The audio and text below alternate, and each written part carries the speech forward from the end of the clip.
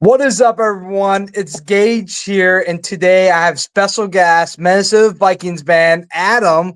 Welcome to the show. Thank you. Thank you. It is a pleasure to be here today talking with you about this Vikings season. Yeah, thank you for having me. Thank you for having me on. Of course, it's a pleasure, and I've been wanting to talk about this for the past 2 weeks. Some things came up, but I am so glad we didn't because we got to see a pretty phenomenal victory over, to me, is one of the worst fan bases in the league, and that is Detroit Lions.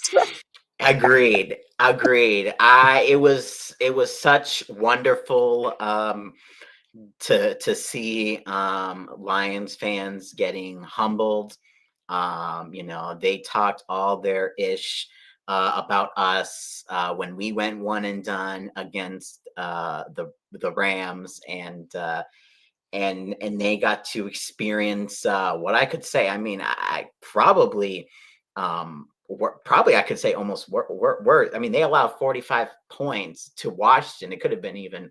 I could argue it could have maybe even been more um, against a rookie quarterback in Jane Daniels, who, by the way, who I do think is amazing, by the way. But still, you're the number one seed, and you cannot take down Washington with with with the rookie quarterback with the rookie quarterback. I just Yeah, that's funny as hell, especially if all the shit they talked. Oh, Viking, we're the Kings of the North. All this, we're going to Super Bowl. It's our year. There's no way we'll not make the Super Bowl. We're Super Bowl champions. There's even one Lions fan that got a tattoo of the Lions winning the Super Bowl. And you they just don't lose do to that. a rookie quarterback. You just don't do stuff like that. I know, people like to. I mean, people put their money put they he, that person the tattoo put their money where their mouth is, and now they're paying for it. So maybe you can edit the tattoo whenever they win the Super Bowl. If they win the Super Bowl, I don't that's still to be seen. But if I And was we're ever to Vikings get fans, and we know the reality. Even though you have a good team, doesn't mean you're going to make the Super Bowl, or right. you might run out of time to do that. Right. And just because, you have you're on top of the world, you have a number one seed does not guarantee you win the Super Bowl.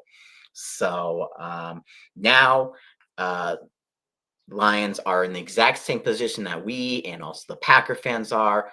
None of us won a playoff game, and we're all sitting on the couch together. So I know. I mean, at the end of the day, with this super division, we were all be talking about. We all went one. We all finished this the in the same place, um, and the Lions. I mean, I think, and now they lost both their coordinators.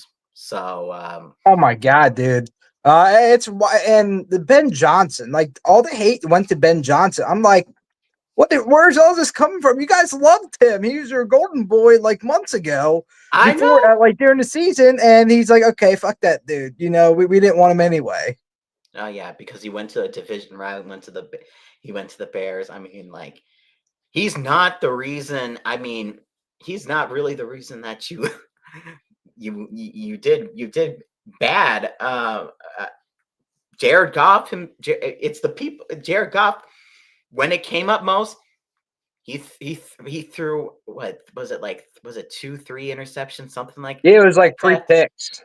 Something like that. And like, if you really wanted to get at Ben Johnson at one thing, if you want, with the one trick play, JMO throwing the interception, yeah, you could you could tack him on for that. But at the end of the day, the Lions, how they survived a lot of this season was putting up a lot of. I mean, they put up a lot of points, and they never really, I could say, really faced a lot of adversity during the season because they always got up by so much.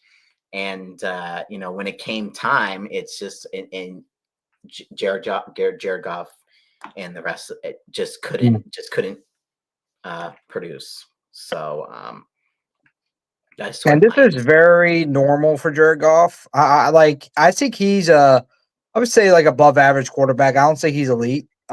He's proven that with the Detroit Lions this year and now within the Rams in the past. Like he's been to the Super Bowl, but he could never really deliver. He had a great team, great defense, great offense, but he could never really deliver. He couldn't deliver for the Rams and he couldn't deliver Detroit Lions this year, because they were scoring like up to like 30 points per game, so there's no reason they should have lost that game. And obviously you can pinpoint, oh, the Lions didn't have all their starters on defense, but even I think Will Blackman or a Packers fan said this. Oh, yep, I know what Um, you're gonna say. Go ahead. Go right ahead, floor that source. they did not have most of their they lost a lot of key defensive players in their Super Bowl run and still won the Super Bowl. So where's the excuse? Because the Packers had the exact same situation.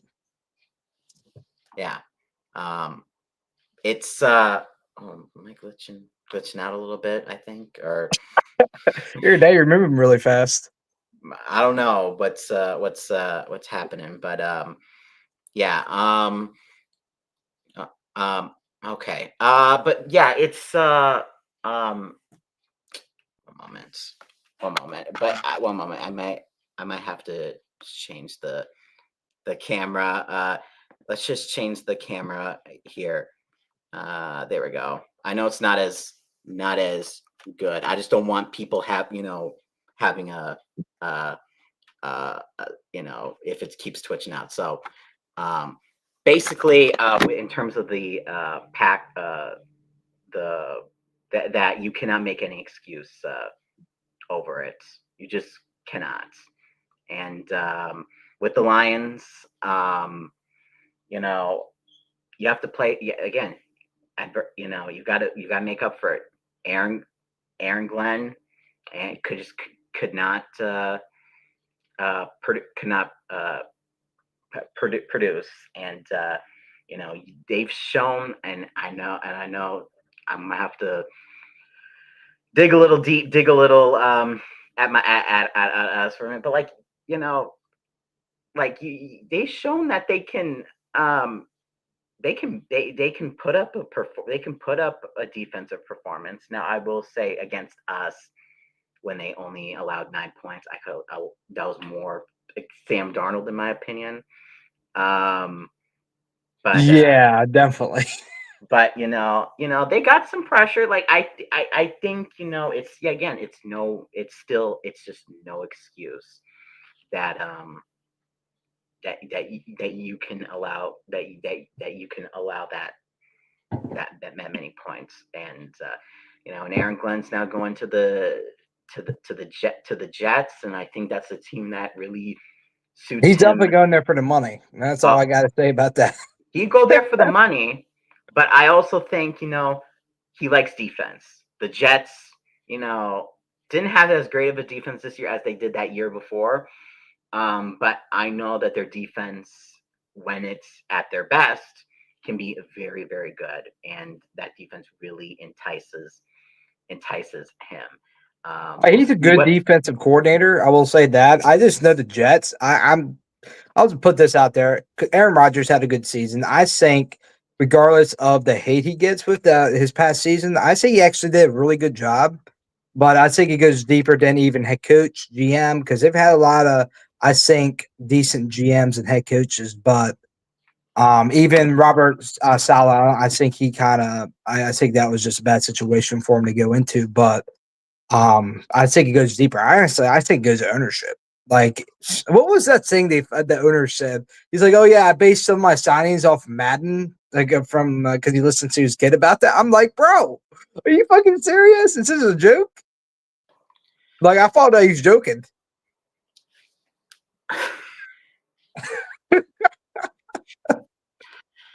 I oh my gosh, it's a poorly run organization. It's just yeah, it's just I hope they get rid of. I really hope they get rid of Aaron Rodgers first and foremost.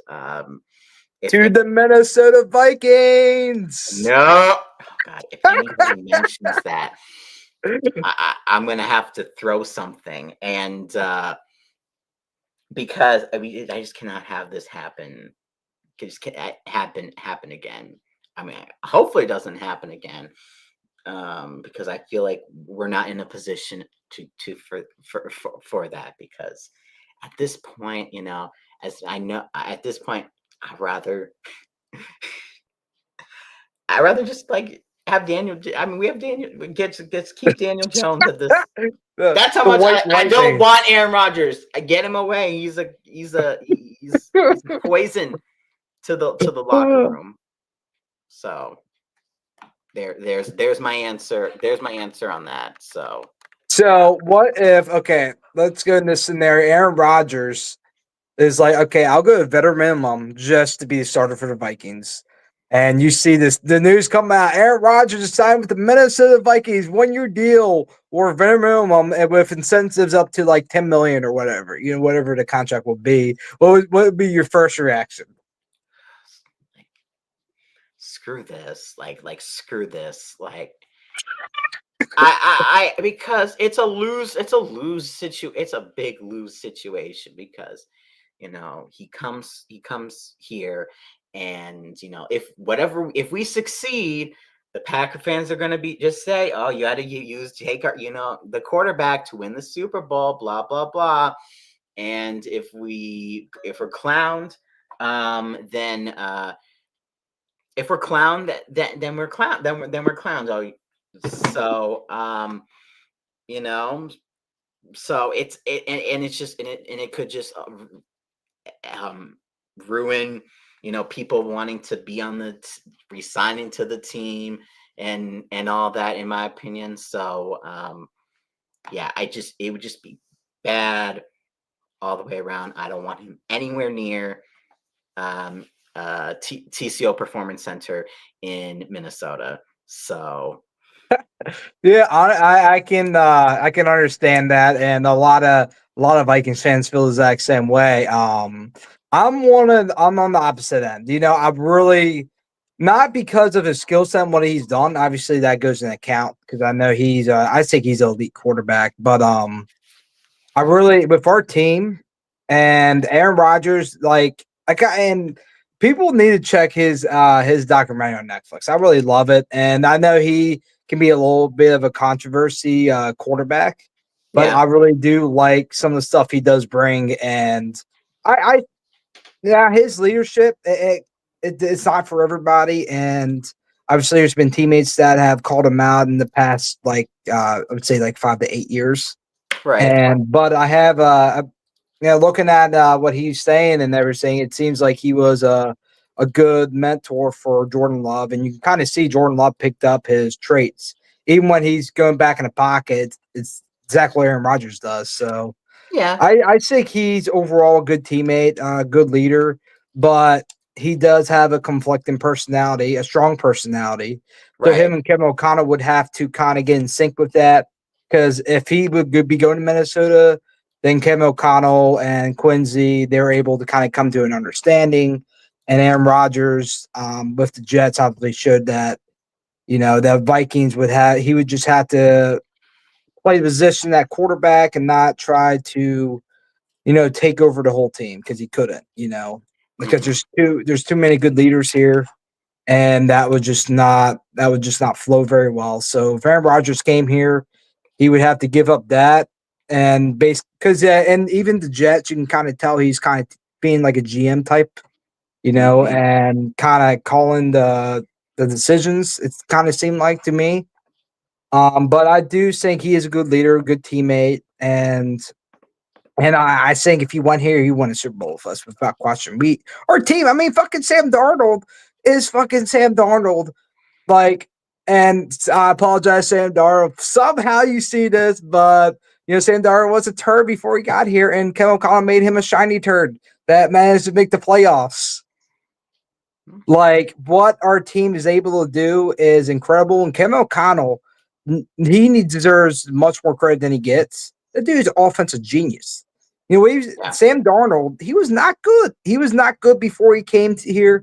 And Sam Darnold had people were claiming him to be MVP, obviously before that fallout with the Detroit Lions. But man, like I'm either way, I'd say this or coming season is gonna be great. Yeah, I think this season is going to be great, and because we do have Kevin O'Connell, I think he is the key to this whole team, this especially this offense. JJ McCarthy, who we drafted last year, who should be good to go for this coming season, will most likely be taking over. We'll see what happens in the free agency, of course, but I think Kevin O'Connell has proven that he is the quote unquote quarterback whisperer, and that he can make a lot of quarterbacks into their best possible version of themselves. So I'm not too concerned about. I'm not. Yeah. So I'm not concerned. I'm not concerned about the really the quarterback play, because I know JJ McCarthy in when he was with Michigan, he has been in these high leverage situations, unlike Sam Darnold. So I think if he were in a postseason atmosphere in the NFL, I think he could. He sort of has experience from college, which is I know it's different from the NFL, but I think he would be better managed. He would be better positioned to lead this team if and when we do make the playoffs with JJ McCarthy, and I think he can take us very, very, very far.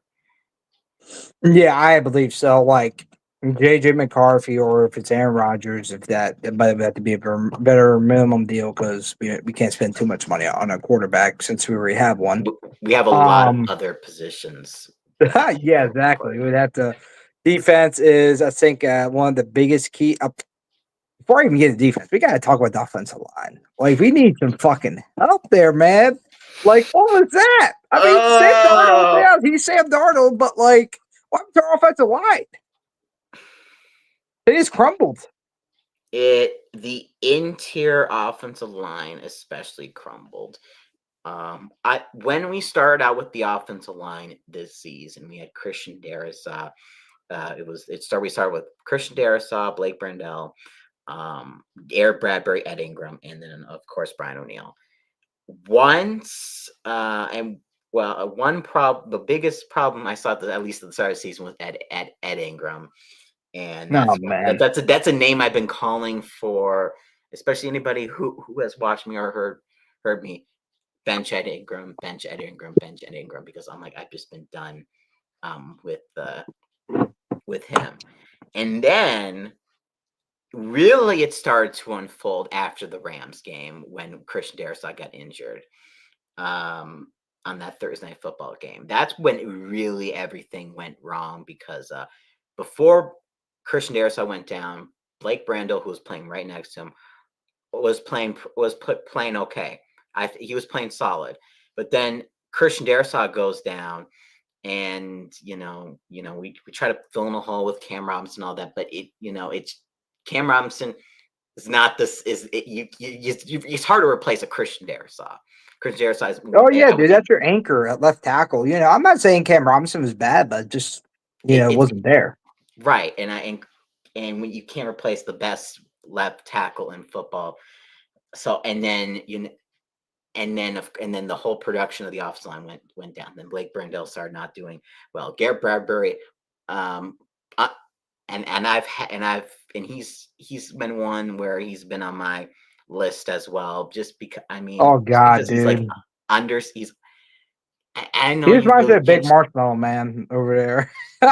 He's undersized, and I know it's not much you can really do about it, but he's undersized, and he just he doesn't have that leverage, and he gets pushed back a lot, um, and I can't see that.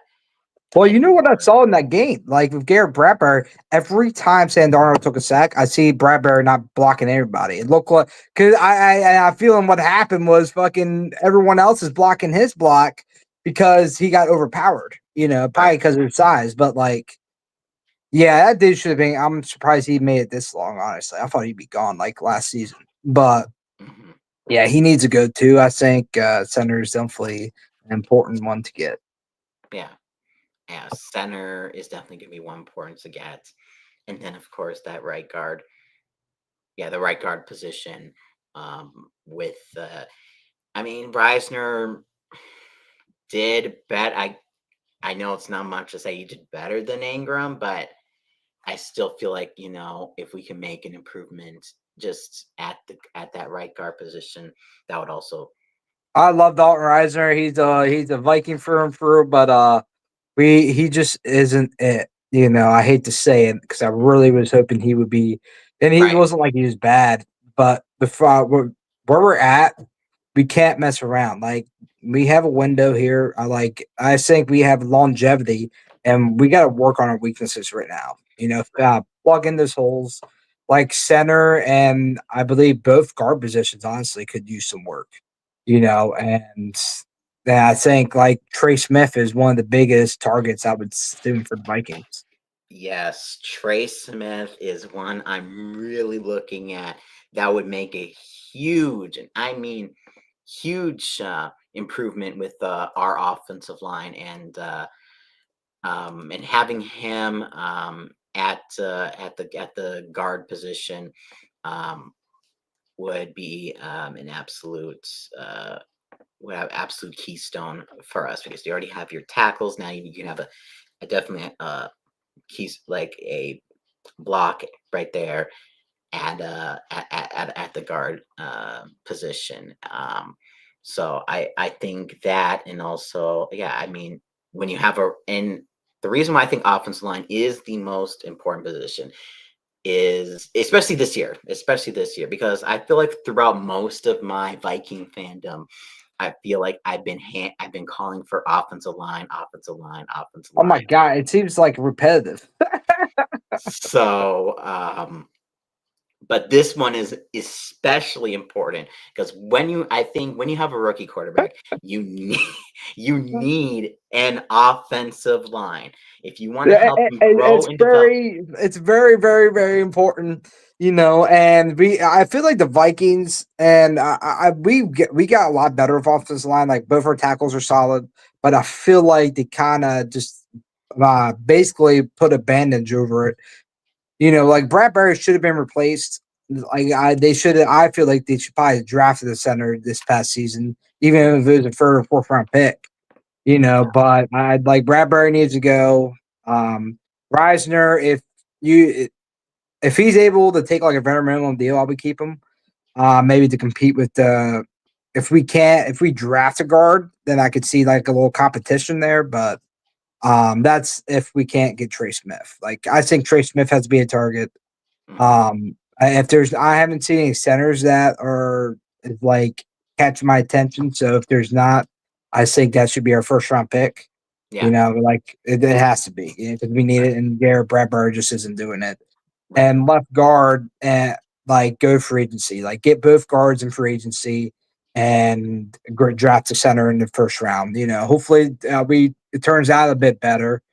But Bradbury is still kind of from the Mike Zimmer era, so I feel like we would get a solid center in the draft, especially if Quincy taking over. And now, since he's a GM, because Rick Spielman, man, he was all about the underrated guys. yeah. He's all about them underrated guys, cashing in. Want to get as many seventh round picks as he can, and hoping one of them hits. But we might have to trade, do some trading down, especially with the lack of picks that we have Oh this yeah, yeah, season. we're really low on picks. I didn't realize how low until I looked at it. I was like, Yeah, holy moly. we should get a third round compensatory pick at the very least. But Well, still, that especially doesn't. since we signed Daniel Jones, so we should be able to get a compensation pick from that at We're least. gonna get a compensation pick from that. Don't don't know what round what compensatory pick from there, but like now we're off. I we're off the books now with no more dead cap from Kirk Cousins, Daniil Hunter. We are good to go. Now, so we have money to spend. I know that there is a some free agent, some people on the team that that we have to re-sign. I know probably can't keep everybody, of course, but Yeah, it's just which ones do we keep, which ones do we let go, and I you say know, Brian Murphy has to be a priority. I oh, think he needs to right, be a priority, man. Like I know he hasn't been perfect, but man, he's had a phenomenal season. yeah, And he's been in the system for a long time. So I think got give him a long term extension.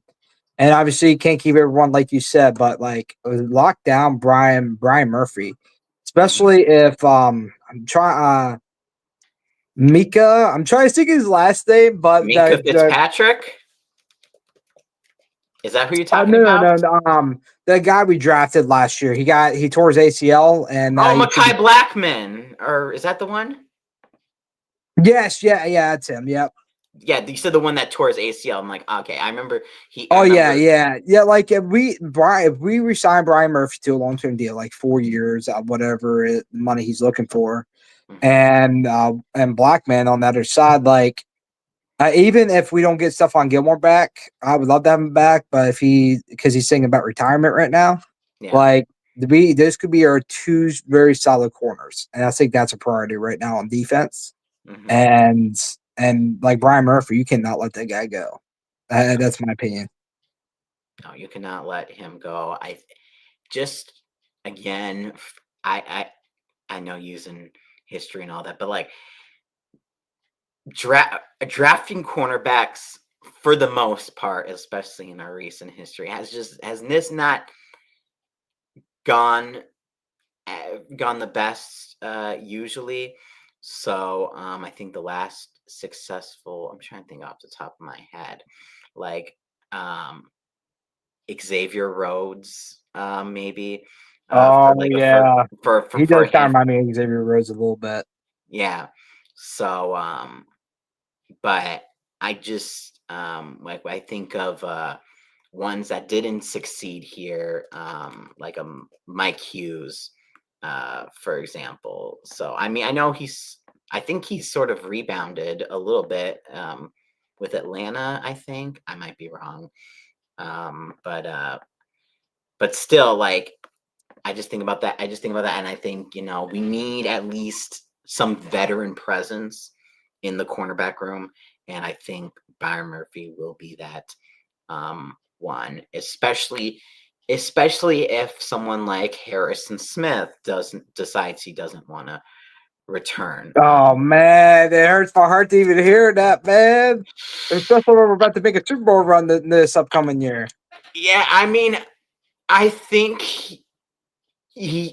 my gut feeling is that though, even though I just said that, I think he will stay for one more. He'll stay for One more, man. That's one all more I had. Because season. JJ didn't play, and you look at what Jane Daniels did. Like way back in January. Actually, and now it's been a year ago today, or around this today. Hmm Around this month, I was like, two quarterbacks that I go with. The Vikings have to go with Jane Daniels or JJ McCarthy. And people were really cool me, man. I was on this Vikings page and I posted that, and people burned me for it, man. At the time, I was like, we can get JJ McCarthy, trade up to the fifth pick with the Giants, and grab JJ McCarthy. And everyone burned me for it. They're like, no way. He's a freaking check down merchant, all the shit, man. I was like, JG McCarthy's a freaking winner, man. Same with Jane Daniels. They're both solid picks. I think they're both going to be franchise quarterbacks. And now you see it. Like Jane Daniels is one win away from a Super Bowl appearance and the first rookie quarterback to play and starting a Super Bowl in NFL history. I know. And it's wild. Like, and JJ McCarthy, don't dare tell me that dude can't do it too. Like, that dude literally went to back national championship games in college, and he has a top 5 offense and the number 1 receiver in the league. Like, you can't tell me that man doesn't have a possibility of making a Super Bowl run. I mean, you just said it. I mean, you just said it right there. JJ McCarthy, um, he is in probably the best scenario there is, and with all this talk about um, people saying Caleb Williams is in the best position, uh, and then they go 5-12. I'm like, see, I mean, I told you so, and I told you so, and then and Jane Daniels and the Commanders are saying, I told you, I told you so as well. Um, so because I knew I saw that one. I mean, I saw that one coming because with Caleb, and maybe he'll get better, maybe not.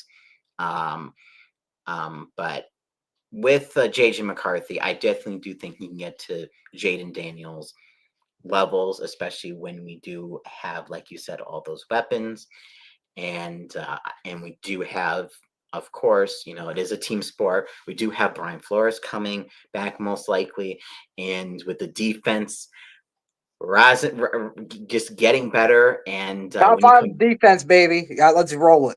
when you combine those two, you get a Super Bowl, a Super Bowl team. So Later, we both basically have 2 head coaches. I'm just going to be honest. Like, we have a head coach on defense and on offense. exactly. That's what it's gonna be, and I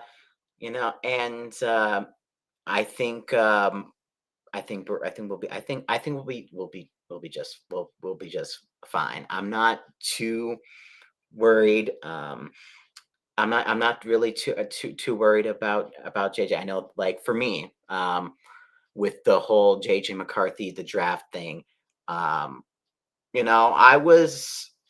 I at first I'm like, because I think the talk um was that we were thinking about trade, like, I didn't think we were gonna get I didn't think we are gonna get Jaden Daniels. That wasn't coming through my mind. I'm like, maybe we Yeah, I could didn't trade. either. I was hoping though, if they were somehow willing, if the Commanders were really willing to trade, I was like, "Fuck it, let's do it." Right. The only team I'm like we can maybe trade up with is the Patriots at number 3 and get Yeah, Drake everyone's May. singing that too. I was thinking that too, especially since we got that extra first round pick. I think it was from the Texans, if I'm not mistaken. Yeah, I believe it was. Believe it was. After we got that, we were going to move up, but we didn't end up moving. Well, we did end up moving up, but not up to number No, 3. no, it was like 1 pick. We moved up 1 spot so that the Denver Broncos could not take JJ McCarthy. And I'll also say I was like, when it got to JJ McCarthy and Bo Nix, I'm like, please, I do not want Bo Nix. I do not want Bo Nix. And now Bo Nix, he's been. I mean, he's done. He got the team to the playoffs, and Made congrats. his appearance. He made his appearance, and he got that first drive, touchdown, and rah rah and all that. But I still, at the end of the day, I'm like, I'm happy we got JJ McCarthy. Oh, dude, I can't believe the Giants passed on him. And they're like, "Yeah, we're good." I'm like, "What? Are you serious, bro? That's wild." I know. And I tell you another thing, I was so happy that we didn't get Drake May. Everyone's like, "Drake May this, Drake May that." I was like, "No, bro. Dude, literally, he looks too similar to Zach Wilson. I do not want him. I do not want him at all, man. And I still think he's not going to be good. Like, obviously, he's a rookie, so he could come back, but part of me doesn't feel like he's going to turn out. I think he's going to be the lone star in that draft that probably doesn't make it. And I was like, thank God we got JJ, man. The Giants passed on, which still blow my mind. Because they Once I saw the Giants were going to select, I thought 100% they're taking JJ McCarthy. same. Same. I thought they were taking JJ McCarthy. Did and then they didn't, and then so they decided to stick with Daniel Jones. And now look at them. Like now we got Daniel Jones I question that as ownership, dude. I question that ownership because they kept the GM that allowed Saquon Barkley, who had 2,000 yards, to go to oh a rival that was the and worst. break out, dude, and basically is the goat of the offense. Like, and you cut your Daniel Jones. Like for me, dude, after all his bad decisions, like I forget his name, the Giants GM, man. He should have been fired, dude. Like, I heard he was a Panther GM too when they were not very good. So it's like, dude, that's a trend, man. He is not meant to be a GM. It was it Joe Shane. Joe Shane. Yep. So yeah, Giants management. I mean, basically all of New York's management, or if you want to say New Jersey, whatever, everyone, but still, what is wrong with those two franchises? The world may never know how can ever be fixed. But the Giants are probably as much as with the Jets ownership and all of that is being said, the Giants are like the biggest loser are looking like the biggest losers right now because you have two 100%. division rivals in the NFC Championship game, and you have Saquon Barkley leading one of those teams, and yeah, and there could have been the cherry on top if the Eagles decided to play Saquon Barkley in that last game and get the rushing record. So I they almost got wish they saved. did. Like, I don't like him with the Eagles. I hate the Eagles, but for Saquon, I wish he would have got that because that man's been through a lot He in has his been career. right. Yeah, I do not like the Eagles as well. Um, and yeah, but yeah, that whole situation. It's just not. It's just we'll see. I think the Giants. I mean, I don't know what pick they got. I know it's like the Titans got the first overall pick. But I Yeah, I know think they're like, they're top five for sure, but top I'm not five. exactly sure where I'm they thinking land. like somewhere around top five, top three, maybe. So I don't know if they're gonna get I mean, what are the two top quarterbacks? Shadur Sanders and I uh, would not want that dude as my quarterback. I'm just gonna be real. Like, a lot yeah, of I take a lot of it to do with his dad, and yeah. you look at like how he rolls, man. He got the blings, and he even with his emotion. Like, I've seen some of his games, and I'm just not that impressed. Like, when I say generous talent, it's not him. It's not him. And so Shadir Sanders, I think, I don't think he's going to be that good. I think he's he's going to get exposed very early once he gets drafted. But I think because his name carries weight, I think Mhm. he'll probably be selected in the first round, most likely. He's probably going to be selected. Honestly, probably first overall. That's just the feeling I'm getting. Or no, or the yeah, the I maybe think it first. should be Travis Hunter, man. The Titans, it depends how and they are with Will Levis, so that can dictate what they do. But Right. like if they are okay, Will Levis is our guy. I could see them taking Travis Hunter because that They dude. could maybe Br- maybe then the Browns have the second pick. Yeah, I could see them taking Shedder. I can take them. See them. Oh yeah, I could see it. Yeah, they It and would they just be need a a quarterback perfect. this year, man. It would just be perfect. Honestly, it would just be so fitting for Cleveland, um, to get Shadur Sanders. Dude, I would feel so bad for Cleveland Browns fans because I, Sanders, I don't see him working out, man. Because I don't know, like obviously I don't know him personally, but from what it looks like, he doesn't seem like a very good leader, and it looks like he got a lot of favoritism from being with his father, and it seemed like he definitely upped his play, because I didn't hear about him until his dad became a coach. But that was when Shadir Sanders just got into college, so that's the main reason why. But something tells me like Shadir Sanders is if I had to pick a quarterback, I think he's going to basically become or that's most comparable. I would say Johnny Manziel. Johnny Manziel has a bling, looking at like top tier quarterback, looking at man like top 10. Mhm. He has the bling. He's coming out like I got the money. And that's what it kind of reminds me of. Like I think it's Right. just I think it's set up for failure. Right. So, and then if Cleveland does take that, Cleveland does take Shador, then maybe the Giants, maybe I don't know. I mean, they still have their ownership, the team around them, but then the Giants at number 3, I just checked, um, would probably take Cam Ward then. Or So, do you think the Giants will tank for Archie Manning? oh, Maybe that's why they kept the GM because they know this dude's not good.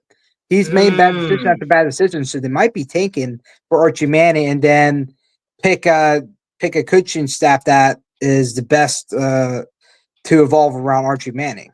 With probably his uncles and his father being involved.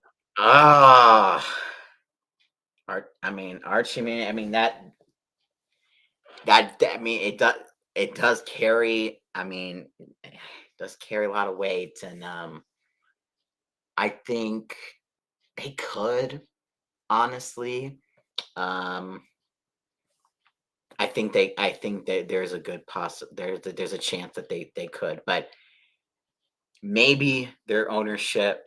But maybe I'm also thinking like I'm thinking about this like reverse as well, but they I mean, they could just be so bad that they pass they pass on that they pass on that opportunity. I could see it both ways, but Yeah, like you got the like that's the only reason I would say okay, this is why they kept um Joe, I forget his last name is just not Joe clicking with Shane, me.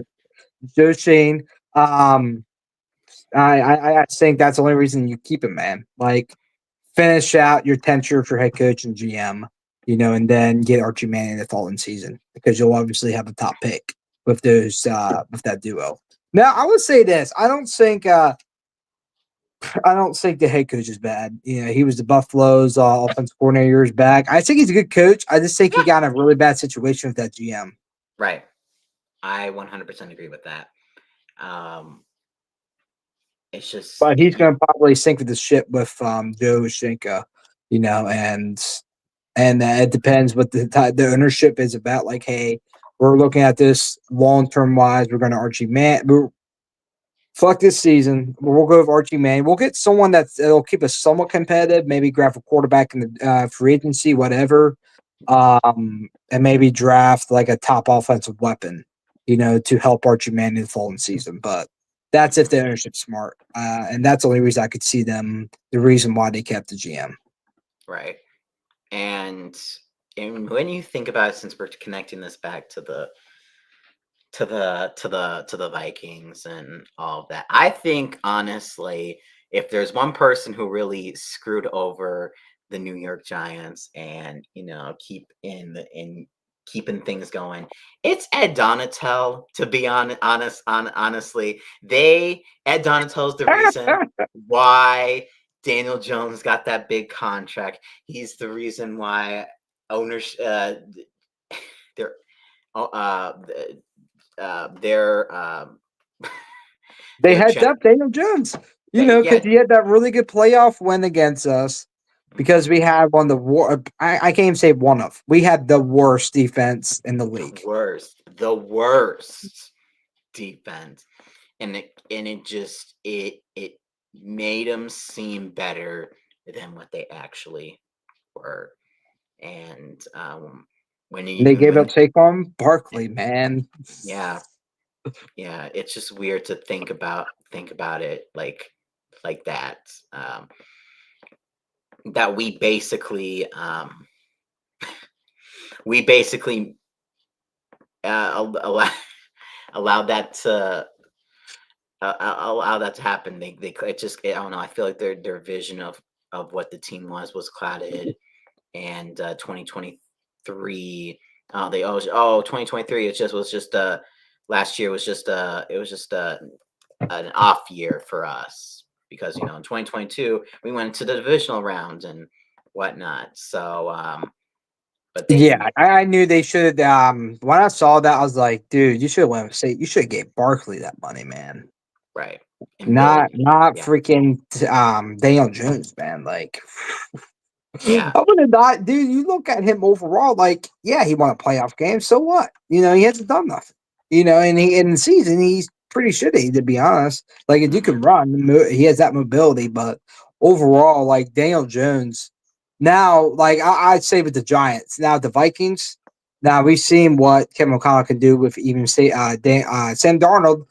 Obviously I had I don't look at him highly as a quarterback, especially what I said earlier. But right I will say this, I appreciate what Sam Darnold did this season, right but I'm gonna give like 80% of that credit to Kevin O'Connell right because he was not going to be that good anywhere else. I would say only teams that would do that is the 49ers or the LA Rams, just yeah because they have those offensive genius minds at head coach.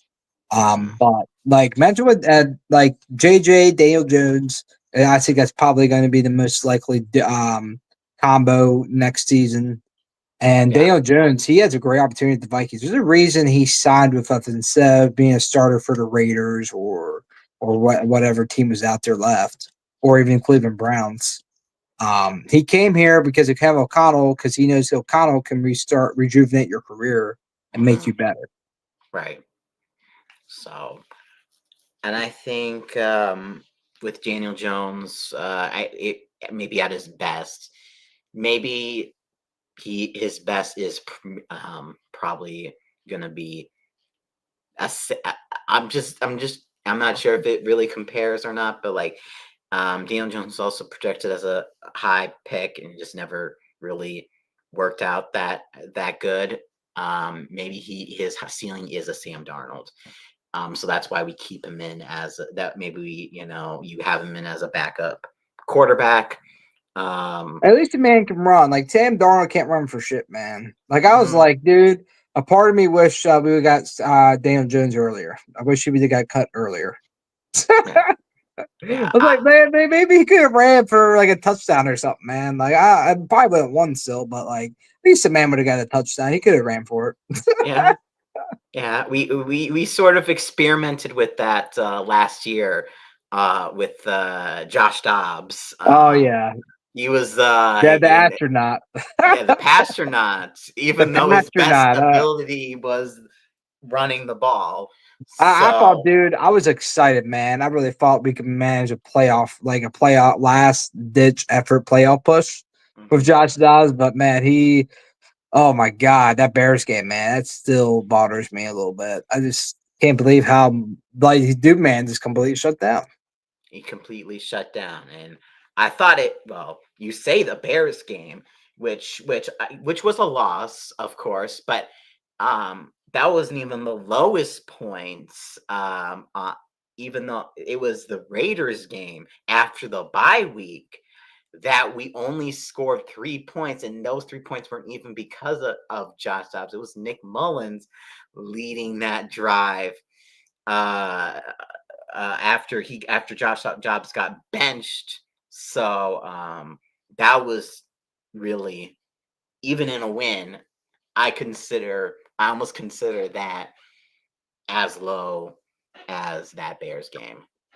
Yeah, and they say that Dan Campbell should be coach of the year.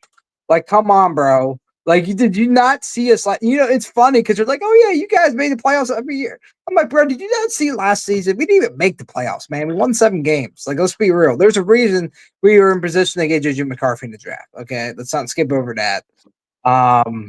And like to me, coach of the year, it has to be Kevin O'Connell or Dan Quinn. Like Yeah. to me, and they're very close, I would say. That is where I'm at. If let's just now. I know the award, how the award gets voted on.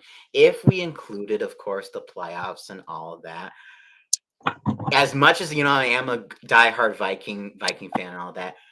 Dan Quinn, this is his first year, and you took in a rookie quarterback all the way to the NFC Championship game.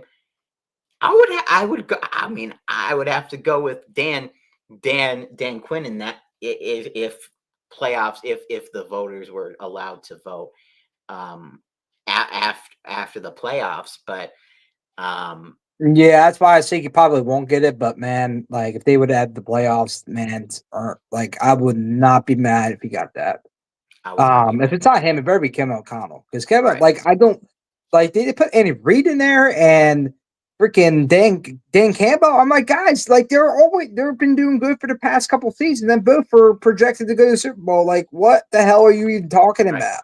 If the coach of the year went to the best coach, Belichick and Andy Reid, they would have so many in their cases, but that's not how the award is won. And we were talking about Brian Dable. He got a coach of the year after taking the Giants Oh, I to the forgot he to did the that. playoffs. So it's about preseason expectations to where you ended up, and we're projected to get I think it was like 6.5 wins, or even I've Dude, even I seen was so places blown less. away by that. I was like, dude, there's no way we're winning less wins than we did last year. I don't care if JJ McCarthy isn't the starter. My project. I want to hear your prediction, like your season prediction before Sam Darnold saga even started. I projected because I just knew the Vikings offense and Brian Flores's defense. I knew it was only going to get better. I projected the Vikings to go if this is the because it changed now 10-7 Mm, wild card, and I kind of projected us to lose in the wild card just because I figured Sam Darnold would be above average. Now I didn't hmm expect him to have this type of season, but I felt like it was gonna be a one and done type of deal. Just because Sam Darnold, when he gets under pressure, he's just no good. hmm So I did not know what to make of the make because Sam Darnold, I knew we could get like one of two scenarios, and we could either get uh super Sam, which uh could get us a lot of wins, or we could get the Sam Darnold that we've seen for many years. And I think I had I think I want to say, I mean, I could check, but I think I had the Vikings. I want to say around that. Maybe if I did have them um at, I want to say, oh, there we go. Okay, I can actually see. I think I had the Vikings at a respectable, like, I want to say not. Did I have not, because we got eight. We were 8-9 last year, if I'm that last year, if I'm not mistaken. Oh, I thought it was like 7-10 or 7-11, Oh no, whatever the hell sorry, that record seven and was ten. at. You're right, 7-10, 7-10. Sorry, I knew we weren't 500 or about 500. So I had the Vikings at a not at a 9-8 season, and just out of a wild card spot, just because I think I was playing it a little, I guess you could say a little safe, but like a little bit more than what people have, but still, like, Yeah, uh, most people back then would have called you optimistic. a 9-8 optimistic for sure. But now I feel like an absolute fool. Um, So at nine eight, I knew we are gonna do a little bit better because, like you said, I could not see this team getting worse. I'm like, well, are we gonna win? Like, we finished second.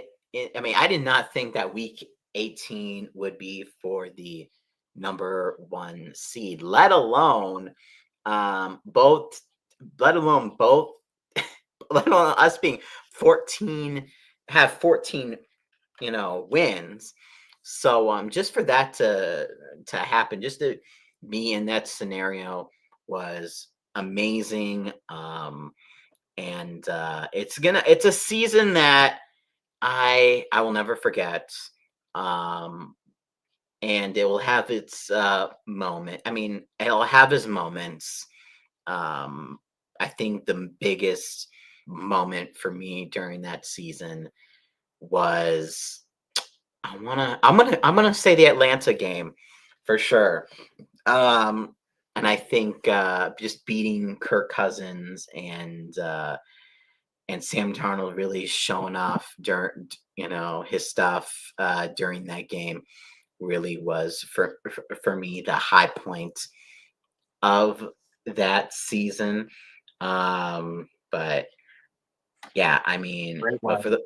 for the Vikings to do what they did with the expectations that were given. Some people saying that we're going to compete for the number one seed, not number one seed. Well, we were, but I'm saying the number one pick. That's what I meant to say. People were saying we were going to be in play for the number one pick, which we proved wrong. We are actually in contention for the number one seed. So just to have that swing of um, that big swing, I think, yeah, I think that was impressive. It was impressive to see. So, yeah, The season, and everyone was going nuts. Like, oh, we're gonna make a Super Bowl run. This should be signing Sam Darnold to a long term deal.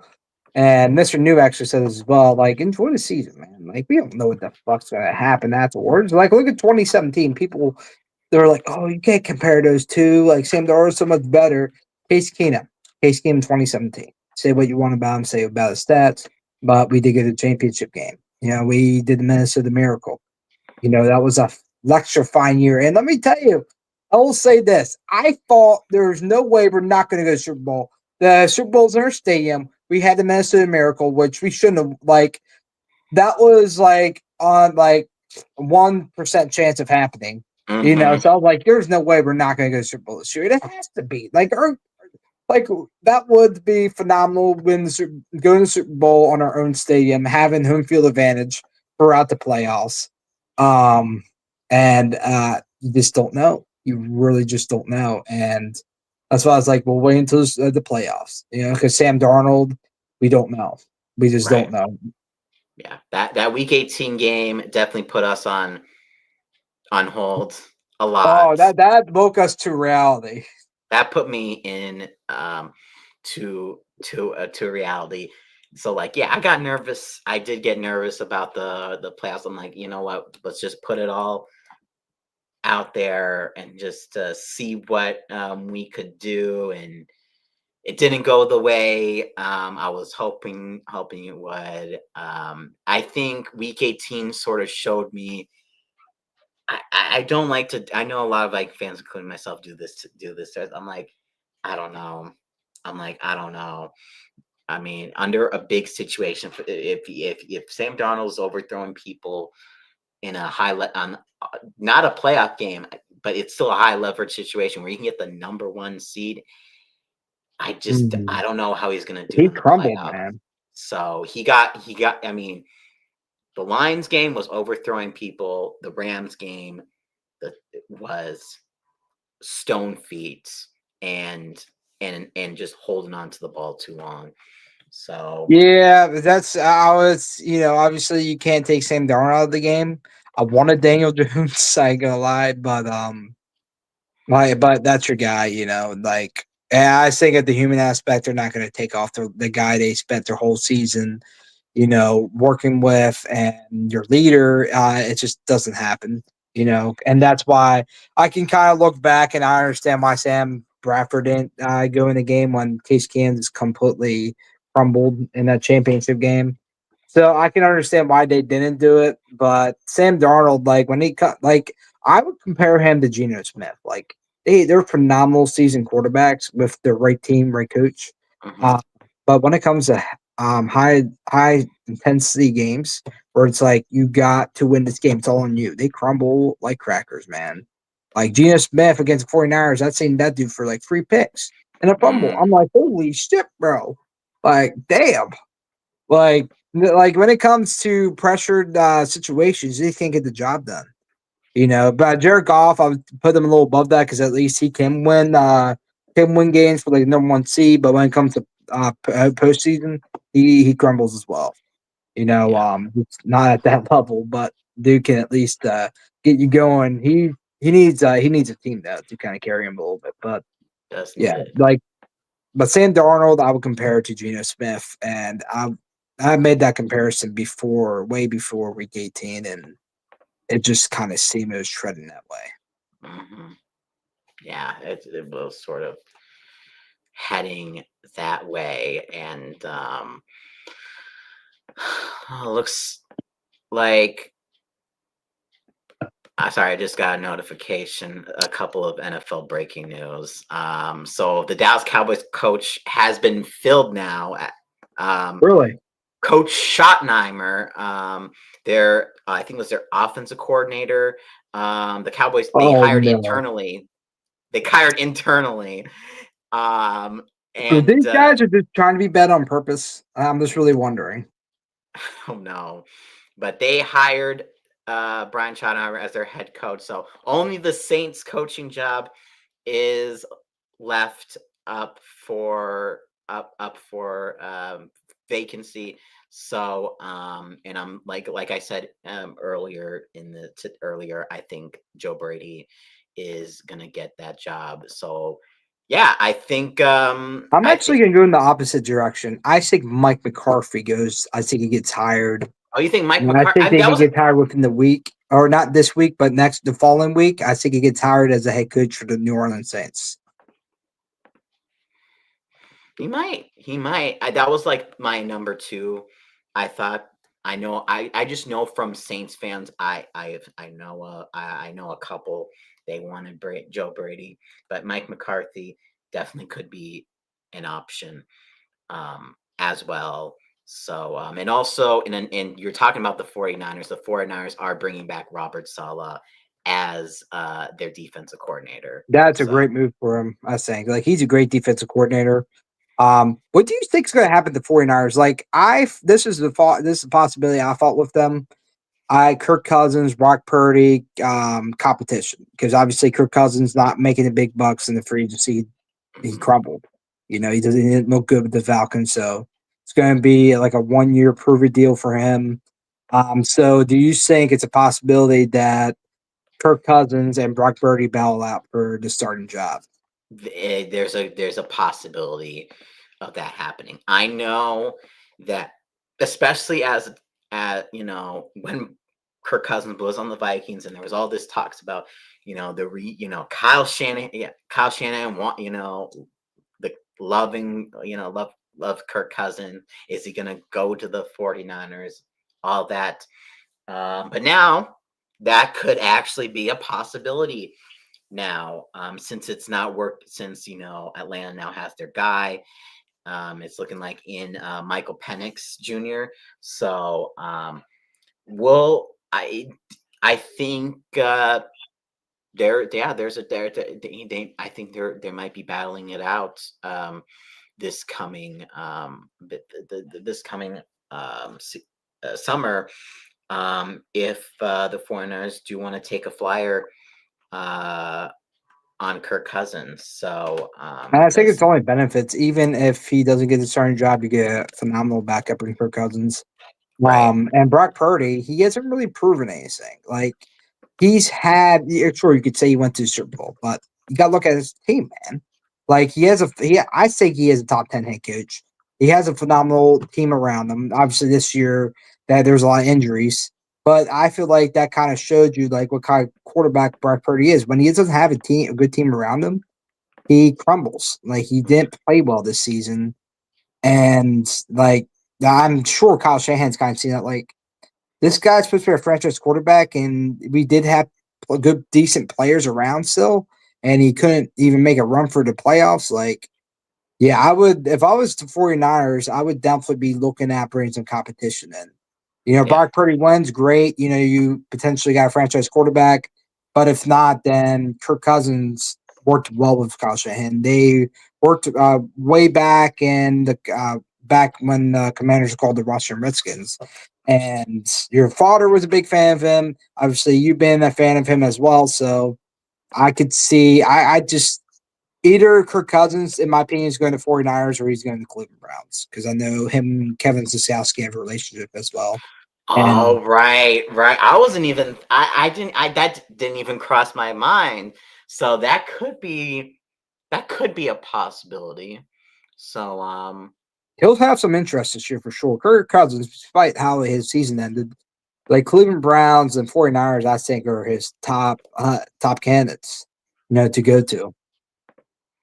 yeah, I think because Aaron the Falcon, like now the Falcons have to pay all that guaranteed money, or I don't know exactly how that works, but I know he was given a lot of guaranteed money. Yeah, they said they found they're gonna be paying for they're gonna have to pay a lot of his contract, but they pretty much said they're gonna be releasing him. There's I forget how exactly the contract works, but they're gonna be cutting him like probably a little bit before free agency starts. Hmm. So we'll be seeing more of that in February, like mid-February. We'll be seeing the news shake out Kirk Cousins, but yeah, I say he'll be a free agent this year and definitely a hot commodity, regardless of how his season ended, because we can go by the stats and historically he has been good, and 49er, he has a lot of relationships, with Kevin Sosowski, the Cleveland Browns, and Kyle Shanahan with San Francisco 49ers. So he's gonna be the team competing for a starting job, especially with Deshaun Watson now being out for the season. Like Cleveland Browns, I don't see him not being with one of those two teams. Yeah, or else the Browns, like we said earlier, there's a there's a good chance that they draft a quarterback, though, and it might not be the might it might it might be who. So Yes, I Mr. just Sanders, Mr. I think And not the they Colonel. We're not talking they about the Colonel. I think they wanna like I think Kirk, because Atlanta's gonna be paying most a good chunk of the contract. It will be cheap to get Kirk. I just don't. I just. I still. I don't know. I just don't know how much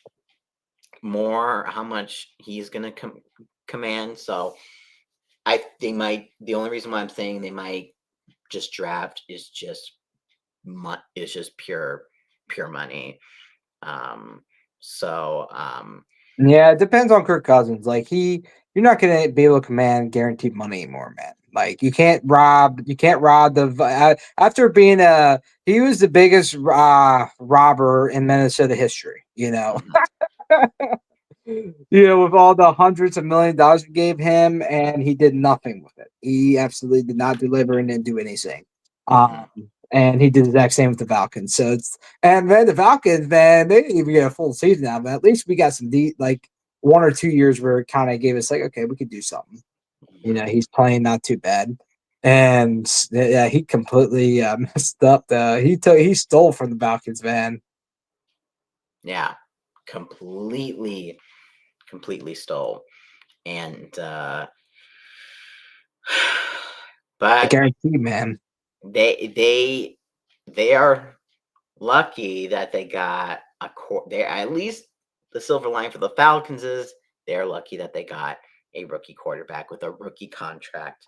So they're basically paying quarterback money to a but they're sort of they're giving up like that big quarterback money, but it's to a quarterback that's not gonna be playing for them. It's so Dude, it's uh, wild, man. I don't know. Like after his stint with the Vikings, man, I'd be hesitant to give him all that guaranteed money, and especially how much they gave him. Like that's crazy, dude. it is You 100%. know, I Michael Pendix, like he has a strong arm, but his accuracy, man. I saw his couple games, man. I was like, it just didn't look too good. And he's a pocket passer, man. It's like he can. It's not like he can run. right. I mean, I just the consensus. They're gonna that's I mean that's what they're gonna rock with him. They're gonna hope that he improves. Um, that's another guy I didn't even think about. Um, when we're talking about draft quarterbacks and all I that. That's completely forgot about him, dude. I, Because I yeah. Go ahead. with his injury history, and he's just not a name that comes to mind when I think like all the candidates in that draft process. Like him, I will say this: I'm going to admit, like Bo Nix, Michael Penix, and Drake May, I saw them as no good. I was like, these guys aren't going to be it. I'm hesitant on them. The only one I will change my mind on, and just think with Sean Payton, I'd say Bo Nix. I think he's going to be kind of similar to what Andy Dalton was his first 6 years of the Bengals. Mm, that's an interesting comparison. I I never thought about it like that. But now that you put in perspective, yeah, yeah, that could be honestly the case. So yeah, I don't know. I don't really got much else Yeah, to add on to I that. think like I yeah, I guess that's pretty much because there has been a lot going on. As far as Vikings, because there has been a lot of news. I was hoping to kind of hear like what their plans are with, or some kind of rumors or something with Wes Phillips. Like his contract is going to be ending the season. Like I haven't heard anything like oh they're in talks or anything. Man, it's been kind of quiet. It has been very quiet. I don't know, and I know he hasn't. He didn't. I mean, he didn't get. I'm not. Didn't get any interviews for. Yeah, after his DUI, I was yeah. Oh, that I remember. I remember that the reason why I remember that it was from the Raider. It was the Raider back to the Raiders game when the defense got us a turnover. They did a keg stand. They sort of That Raiders game, man, it caused a lot of things that week. yeah.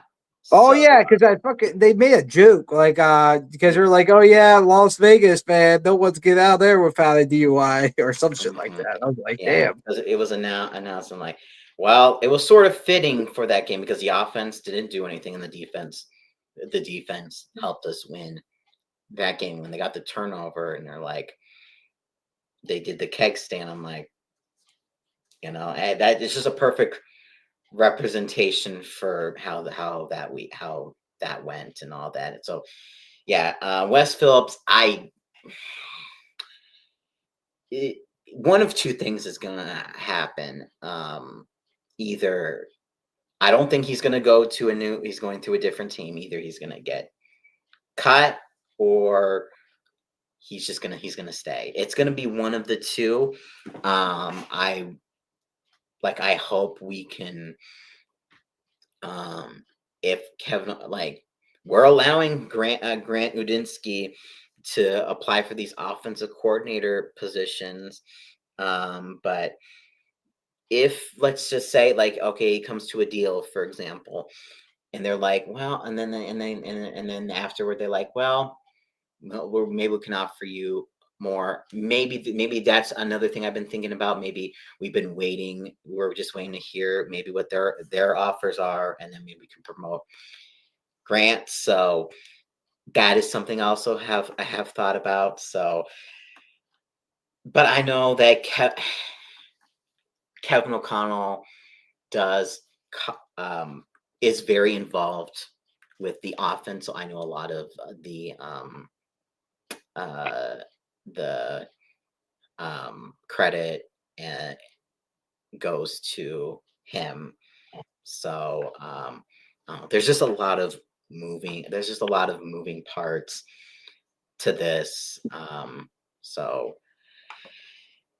I think it I all depends on Kevin O'Connell because obviously he's mostly involved with the play calls and stuff like that. I know Wes Phillips is involved and has helped with a lot of that, but the scenario I'm seeing is kind of similar to what you're saying. Like Grant, I'm trying to think of his last name. I It's know unfortunate. it's tough. I've And tried the over the past week. I've been trying. I've been doing. I'm just getting a little bit better, being more consistent about it. But yeah, you can just refer to him as Grant. yeah, I'm just gonna say Grant. Okay, so Grant obviously he's getting an interview with OC, and if Kevin O'Connell sees him as like a upcoming rising offensive coordinator that can really help him with the offensive play calls and everything involved in the offense, I could see this scenario happening. Mhm. You know, if he wants to keep him, and it depends how much, how real the offers are of him being offensive coordinator. I'd make Josh McCown the offensive coordinator, and then promote Grant to quarterback coach, and let go Wes Phillips, and just like because you can just let his contract go, you don't really have to fire him or anything. Just Right. kind of let him go, cut him, whatever. Because Josh McCown obviously is a big candidate to be offensive coordinator for other teams. Hire him because I think Josh McCown's very valuable, and then Grant goes to be quarterback coach, so you're able to retain both of them and keep everyone together, and then Yeah. Wes Phillips moves on to if he moves on to another team or isn't his dad on like I'm not sure if his dad I know that his dad coached UFL, but I'm not sure if he was on any other team, but I'm not. Wade Phillips.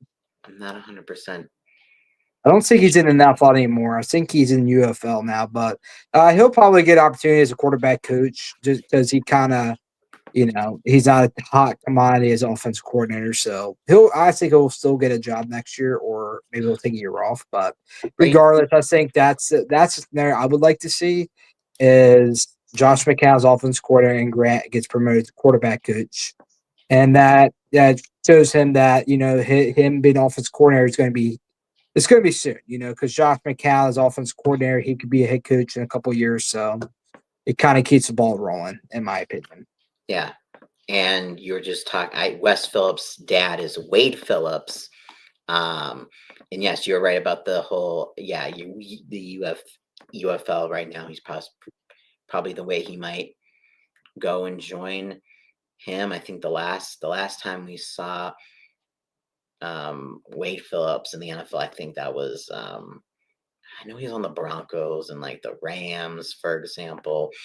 Yeah, Um, he was a Rams defense coordinator, I believe. And then he was let go after. I think it was like the season after they lost the Super Bowl.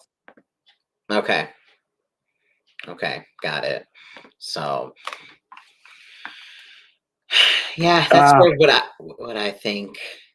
Josh, Josh is valuable, and um, I just think it's also just like a culture, just like yeah, like you said, a culture thing as well with the whole, yeah, the whole DUI and all that. I think they just want. I think Josh McCown is more highly respected within the players and all of that, and I think that would just um, that would just help even more, especially for JJ JJ McCarthy. So I'm sort of in that similar line of thinking. And the more continuity, especially even though JJ McCarthy didn't get to play this season, you know, he was learning around, he was learning with the people around him. So I think the more continuity you get, um, and the more people that stay, that's definitely gonna help for next season and for years to come. Man, that obviously helps morale, and everything you said, the morale, and I say, yeah, like the DUI was huge. I was surprised he actually had his job still because I thought he was going to get fired after that, Hmm. because that's pretty massive. Um, and especially what happened with Kyrie Jackson, it's just, it's a lot, and it might be a reason why there hasn't been any talks of him getting extended. They haven't heard anything at all. And I could see them just let his contract run out and let him go, and then promote him from within.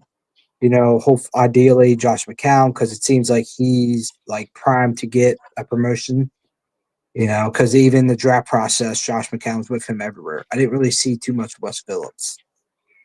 Yeah, I didn't see too much of him as well. So that's looking like what it's going to just like how the Cowboys with like when they decided they were going to let Mike McCarthy play out his contract and all that. Let um we're just gonna let Wes Phillips just ride out. We're just let him just end the contract there. So um, I expect that to be relatively soon, like you said, next month maybe. I don't know because we still got because you know Yeah, because they might not be doing. I feel like they're not going to do anything because player once the Super Bowl ends, then his contract's up. So probably not going to do any. We probably won't hear anything until I'm going to say like the week of the Super Bowl. I feel like there's going to be some news because it'll be closer to his end of his contract. Um, but I want to hear, before we kind of finish things off, yeah. I want to hear your reaction to the Rams game. Like, what were you going for during that game, man?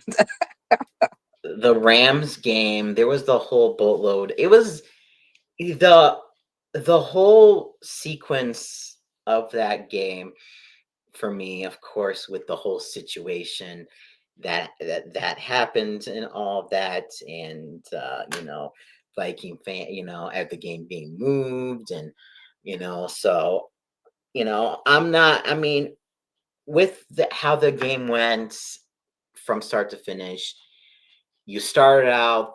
The defense did not start out that well. Um, they gave up a touch on that first drive, and we were trying to keep it, and we kept it. We're trying to keep, and I'm like, here we go. Um, but yeah, every time I felt like during the game, the amount of times I said Sam Darnold, like throw it, throw it, throw it. I lost count. I really lost count. And like the one thing that absolutely like irritated irritated me during the game.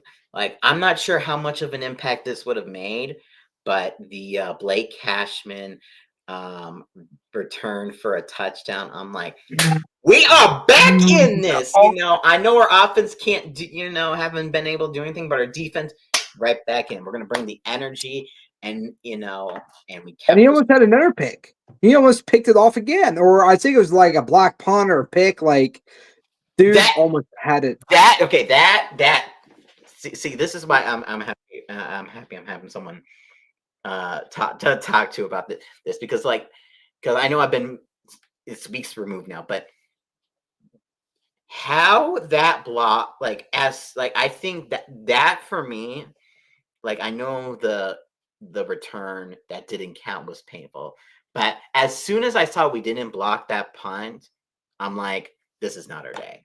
Like this is How did that not. fucking happen, dude? Dude, it should have been blocked. Like, that is a rare, rare, rare thing to happen. Like, how? Like, I still don't. It still boggles my mind. It still boggles my mind. And then what really I don't know if there's anything that really nailed it. Yeah, I mean the thing that no, the thing that nailed it for me, I'm just like Sam Darnold, again in another situation, holding on to the ball, Yeah.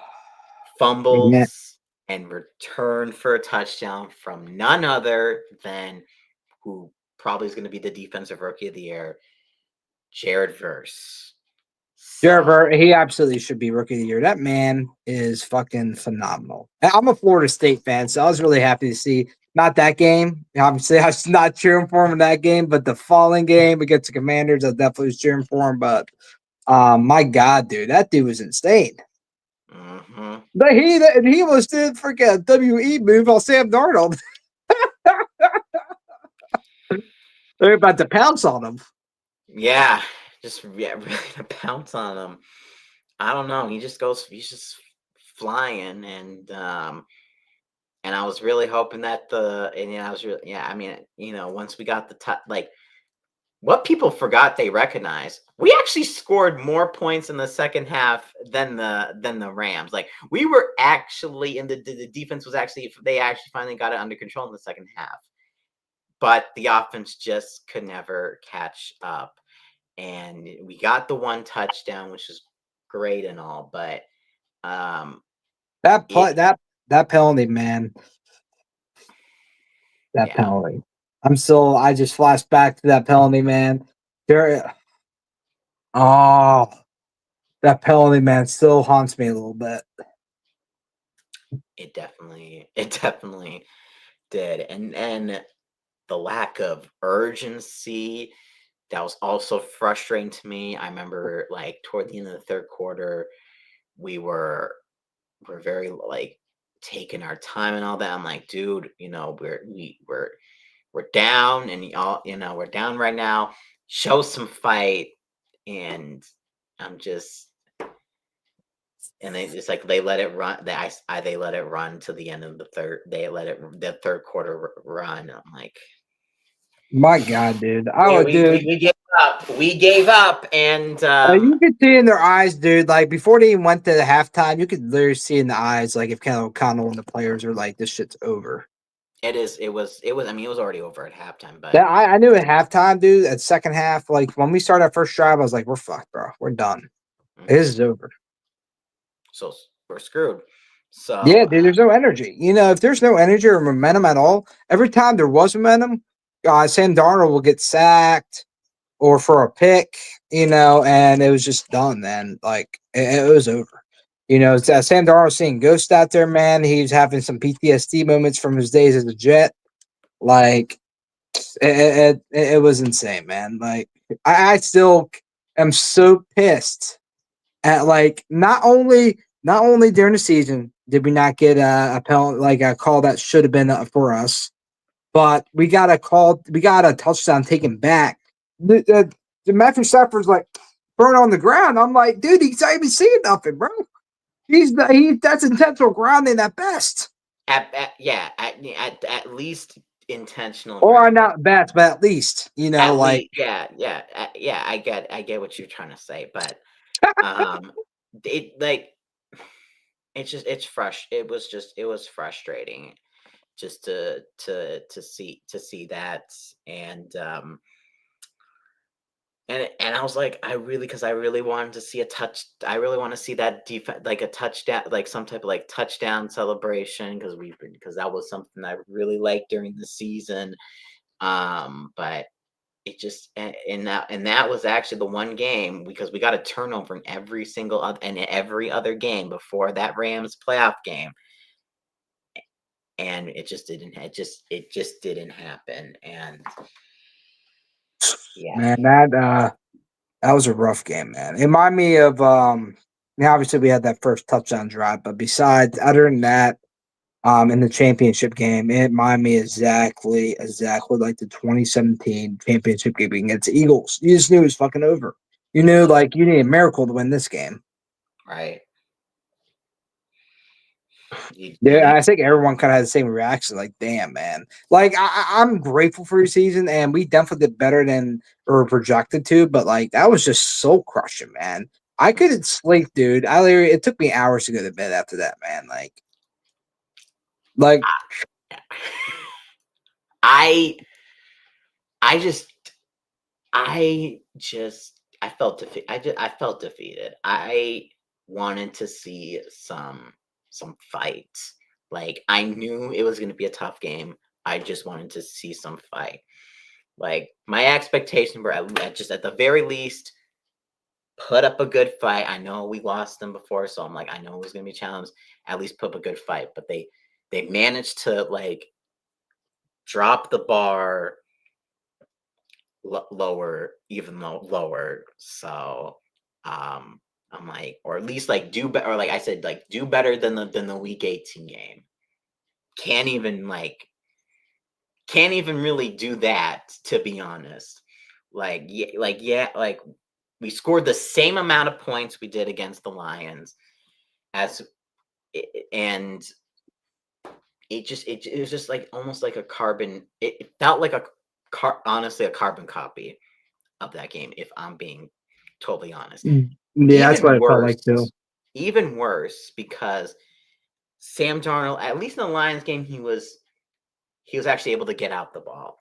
In the Rams game, he didn't even get the chance to overthrow the players. He Yeah, just Bradbury's chilling over there, dude. He was chilling. He wasn't blocking nobody. He's like, yeah, I'm still blocking guys. I just no one's around me. right. So can't even do that. Just can't even do that. And Yeah, he can't even further away, man. He just kept getting sacked. kept getting sacked. So part of it Yeah, it is reminded me of on Christian Ponder a little bit, honestly. oh that is a whole that is a whole that is a whole different thing. I'll never That gave me what it felt like it, because Christian Ponder, I'm not sure if you remember this, dude. I remember him fucking taking like 15 steps back and just taking a sack. I'm like, dude, why would you back up that far and not throw the ball? That's what kind of reminded me that, like, not that specifically, but like how Sam Darnold he just kept taking sacks, man. He wouldn't make a move, and there's times where he did have time to throw a ball and he just take a sack, man. He just walk right in the pocket and take a hit. right. Or you can I don't know, maybe you can run maybe run and get some Run, I don't yards or know, something bro. like Like, do that. something. Dump it off to the running back. I don't give a shit no more, bro. Like, do something. Mm, Yeah, and there's times I feel like Aaron Jones is wide open, dude. Like, he was not reading his progressions. Like, I felt there's a couple times he could just throw to Aaron Jones for a first down. I mean, yeah, there was definitely some of that too. I think he was. I think at times maybe even like at times, and I recognize this, especially during the Lions game, but like he might see somebody, but then he just hold on, or he just was just like no, or like I don't know where Fuck he's it, not. JJ's down there somewhere. Yeah, JJ's down there somewhere, so that's that. I don't know. That was just the sort of maybe the mentality. JJ's not open. Oh well. Hopefully I that's guess just one less heartbreak we have to go for now. Like our final heartbreak, guys. Let's just win, man. Let's win. I'm ready to. We've been suffering for way too long, man, and we still are one of the most winning teams without a Super Bowl ring. Like it is time, man. It's past due. That's why I'm kind of cheering for Buffalo in that Super Bowl, or to go to the Super Bowl because I'm like, I swear to God, dude, if there's a Chiefs and Eagles game, man, I am not watching that game. mm-mm. And because that is literally the worst outcome you could ever hope for in a Super Bowl. And it makes me question a little bit like, is there some scription going on? Is it a little scripted? Scripted. Yeah, that has definitely been a big thing, and especially if I mean, of course, I would hate if the Eagles won the Super Bowl, but the God Chiefs, damn, they win 2 Super Bowls while we can't even win one, dude. I'd be so freaking pissed, dude. I don't even know which one I would be more. Well, I mean, maybe I'll be more. I guess Dude, I'd like be I so hate the hollow Chiefs. inside. I hate the Chiefs that they're so good, but like I hate the Eagles. I don't know. I feel like I hate the Eagles feels a little bit more personal to me. The Chiefs, I'm just Hey, annoyed. it's just annoying. It's like that annoying little brother you have. It's like, God damn it, dude. Like, can you just knock it the hell off, dude? Talking all the shit. And I'm going to be real here. Patrick Mahomes is one. I think he's going to be one of the greatest quarterbacks of all time, if not the greatest quarterback of all time, probably at the end, by the time he retires. But like, he is getting severely helped by the refs. I'm just going to be honest, and some people might disagree, but like, it's too obvious now. Like, they're getting calls that most teams don't get. And I'm like, this team, they win the Super Bowl is I might have to start questioning if it's rigged or not, because there's no way a team like that wins a Super Bowl. Regardless of Patrick Mahomes, the best team wins, and so far the Chiefs don't look like the greatest team in the playoffs. We'll see when they go against Buffalo, but if we're going to see that Buffalo game, because I think Buffalo should be able to win that game. It's going to be tight. Patrick Mahomes is still one of the greatest quarterbacks. He will be one of the greatest quarterbacks of all time. So it's going to be a tough game. But if they win a Super Bowl this year, it's going to make me question just a little bit if this is rigged or not, because seems like scripted, like to free Pete Taylor Swift. I'm like, I've seen Patrick Mahomes play, and he has not played great. No, and there is definitely a lot of bending. This bending of the rules or whatnot. And one of the things, what I mean by that is whenever he's like going toward the sideline, he takes full advantage of that, because like he knows that if he gets if they try to him up, they're gonna throw the flag if he gets hit out of bounds, and so like, oh, okay, so they're not gonna hit me. I'm just gonna maneuver and just pick up some more extra yards and all that. Or like you saw against the Texans, for example, just like for the Texans, for example, he could have ran out of bounds, but then he decided to come back in, and then the two Texas players hit each other while Patrick Mahomes was underneath. I'm like, dude, you know That's what you're some bull, you know bro. what you're doing. You know what you're doing. Like, stop it. Like, Hey, you know who else? You know what that reminds me of? We're going to college with this one, but Kenny Pickett, when he would act like he was going to slide, and then he would run for like a couple extra yards. Yeah. Like, they know damn well what they're doing. They know damn well that it's going to cause some issues for that opposing team. I think that should almost be illegal. Like, you shouldn't be able to do that, because that could cause some severe. If they're worried about injuries and all that, that should be illegal. Right. Absolutely. Because literally, two Texans players could have got concussions from that. I know. And yeah, you just put it. You just put it. It just puts a bad look on the NFL. To be honest. 100%. Everyone's keeps talking, like, and it's getting a little too obvious. Like, we all know that the Chiefs are favored a little bit by the refs, but now it's getting like to the point where it almost seems a little scripted. It's like, okay, this looks a little iffy. Because even the Tom Brady Patriots, it didn't seem as bad as now with the with the Chiefs and Patrick Mahomes. I mean, yeah, I the Patriots. I mean, yeah, I won't lie. They definitely got some calls in favor of them, but I've never seen anything as bad as this. And for me, I mean, it's just more of like, it's more it's the quality of the timing of the penalties, and the timing of just how things just happen. It's like I found the word the impactful. They get the most impactful penalties.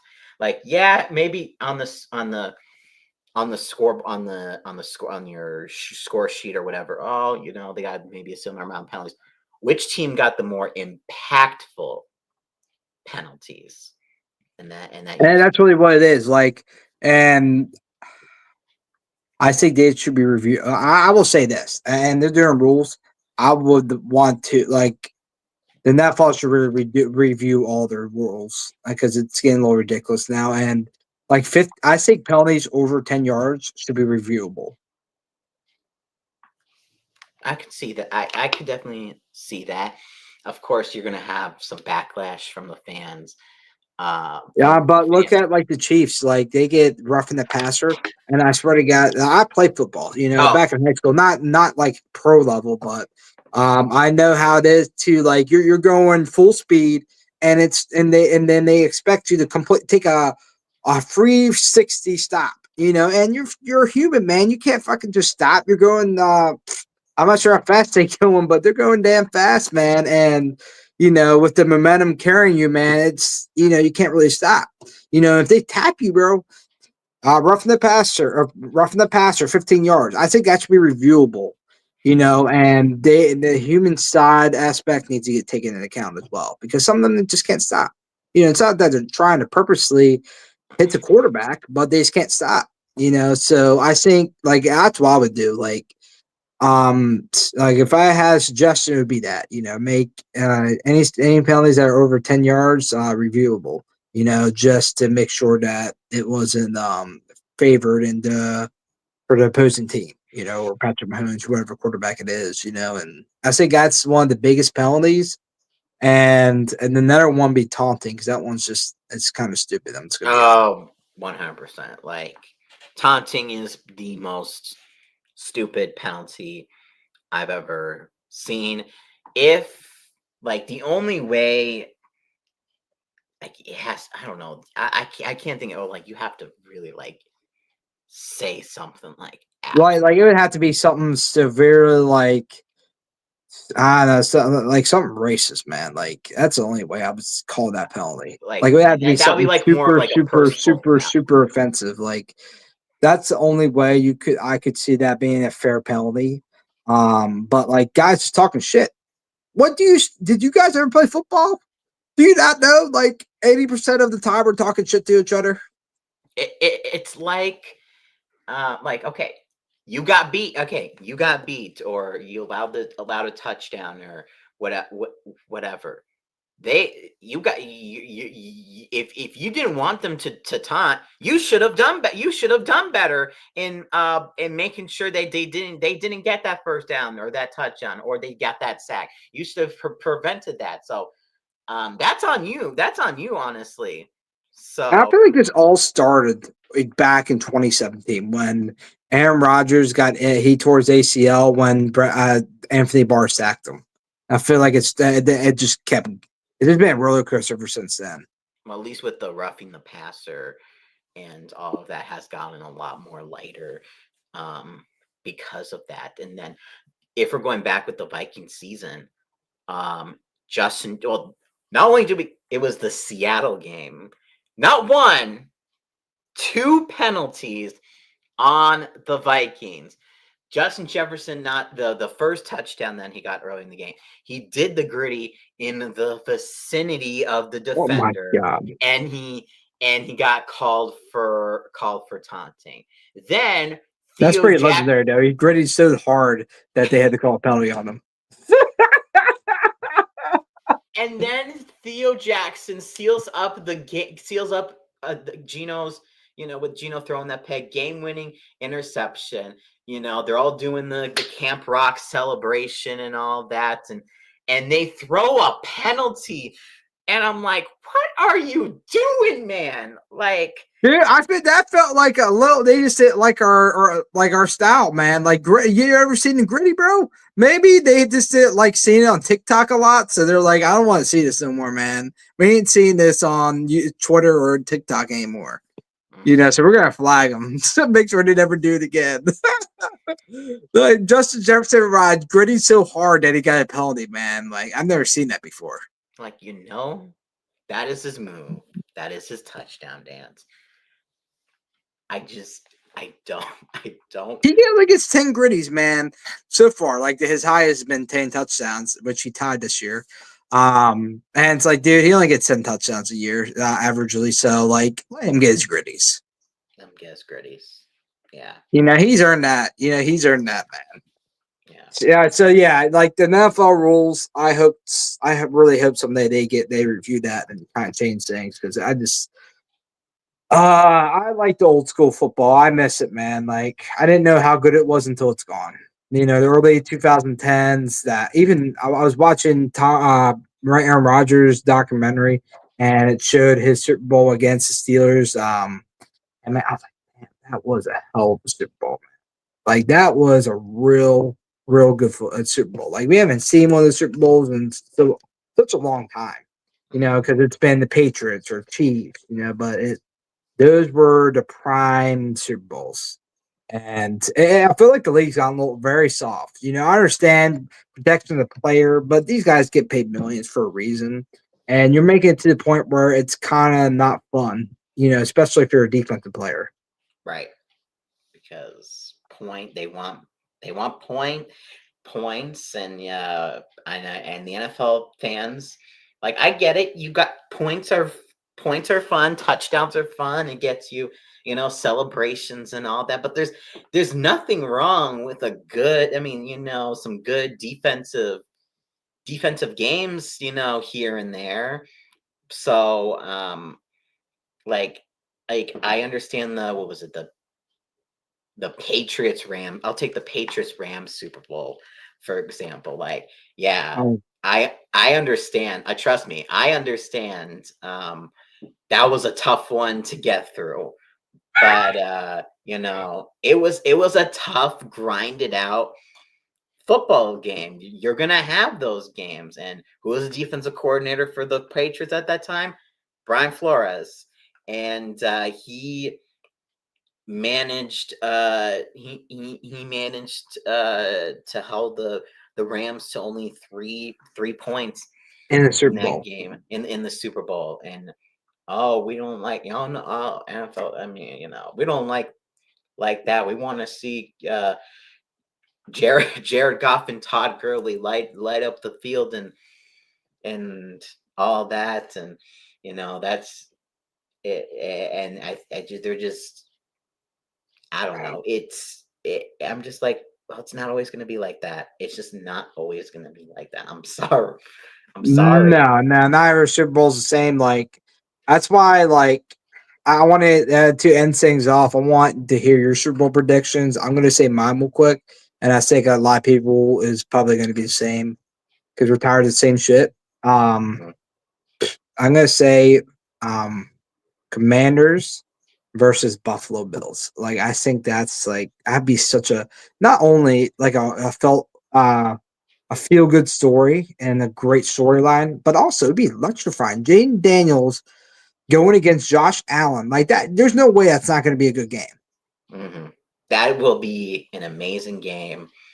Are we also giving like prediction for that for who we think would win, or just the Super Bowl Well, we matchup? could like score wise. Whatever, whichever one you can say, if it's just gonna You be know what? closer. I'll since this is and for you guys watching, really grateful for those. I saw a couple people pop in and out. So I'm grateful for you guys coming to watch and those that are gonna watch after we end this. Hmm. Probably we'll see a couple hits tomorrow, but this is going to be my last Vikings episode until like the draft because I'm just taking a little breather because I'm going to be doing some content on the UFL and the Professional Women's League at WFA. So this is going to be the last episode. So I'm actually going to say the score prediction with it. So the Buffalo and Chiefs, I'm going to say, I think it's going to be a high scoring game. I'm going to say 24, 24. This is tough. 24 34. And I think 24. Buffalo Bills, I think it's a tight game in the first half, and then Buffalo Bills defense shuts Patrick Mahomes down. Okay. I think my Super Bowl prediction, like my heart wants Bills Commanders. I want Bills Commanders so bad. I want it. I want it, but Commanders, please my do this. I want it. I want it. My head, I know. I want I want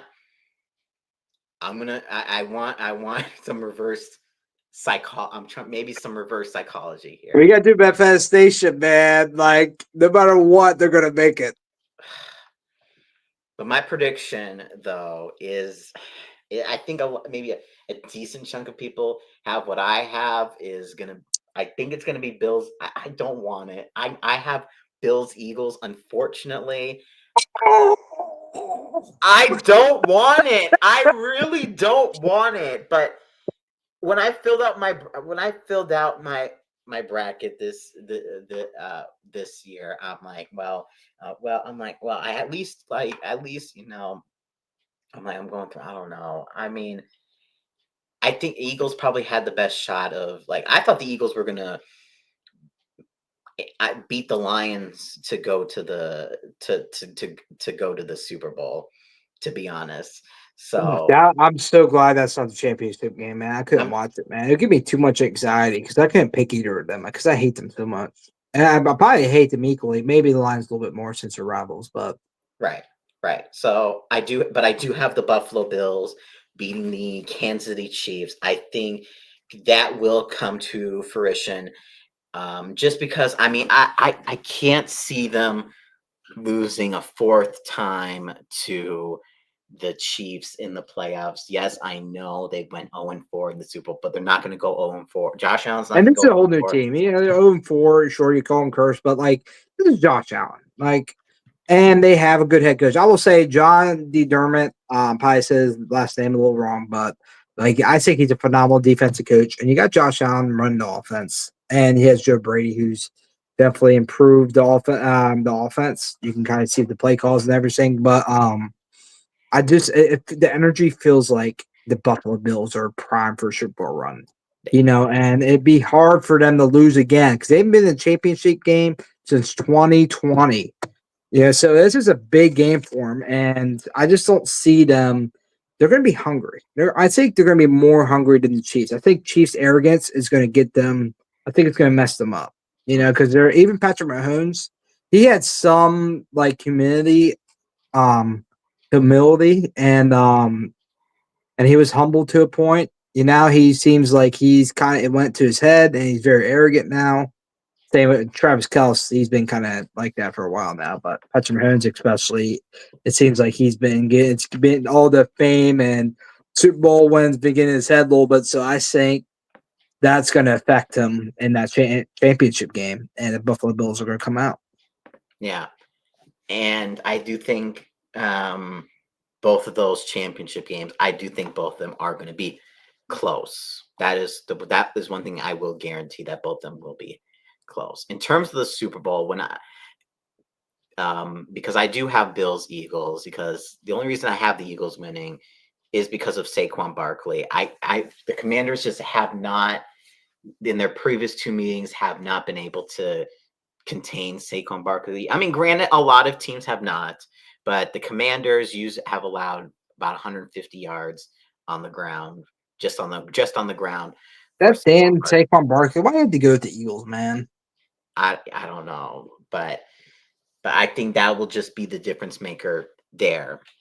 However, in the Super Bowl, I do have the Buffalo Bills winning the Super Bowl. I do have the Buffalo Bills in the Super Bowl. So 38-35.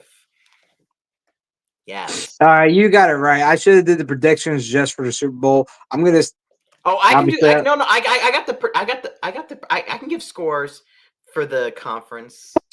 Yeah, yeah, if you want to, or we could just do the Super Bowl where we just do the score prediction, and obviously who we think's going to go in. Oh, okay. So so for the uh Chiefs and Bills, I think if the thing with the Chiefs is gonna get, it's gonna catch up to them, and the Harrison Butker or is gonna no No, I'm not gonna say. I'm not gonna say that. I'm gonna say that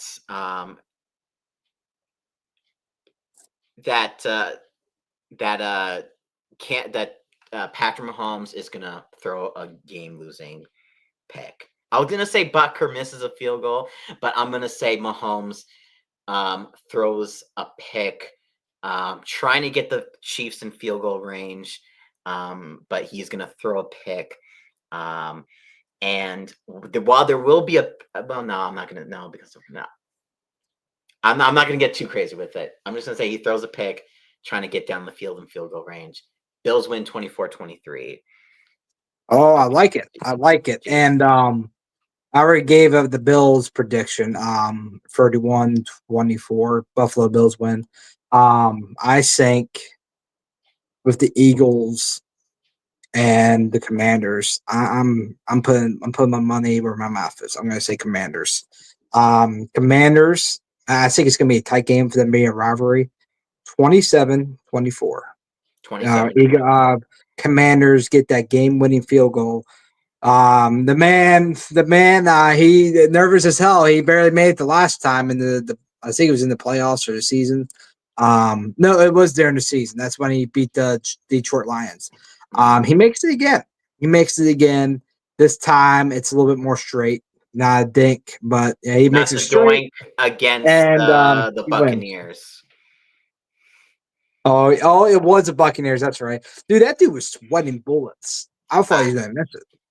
yeah, that is sort of my concern. I don't know what the weather is in Philadelphia. I know that the Commanders are used to um, outdoor weather as too. I just think maybe the moment I don't know is going to be a little too much. I think might be a little too much. I do have a field goal game as well. I already revealed the Eagles winning, but I think it's going to come down to a game tying field goal to try to send it to overtime. It's going to be like a 50 something yarder. And I think 31-28 Philadelphia is gonna win. I don't I don't but I think Gonzalez I want to say that's his name for the Commanders. I is gonna Oh yeah, Zach Gonzalez. Yeah. is gonna miss it. Is gonna miss like it's a long field. I don't think he would miss a short. I don't see him missing a short field goal, but I just I don't know. I think it's gonna come down to a long field goal that the Gonzalez is just not gonna make. So I don't want it, but it's just like I hope he didn't put too much money on that because I'm gonna fess that Commanders win.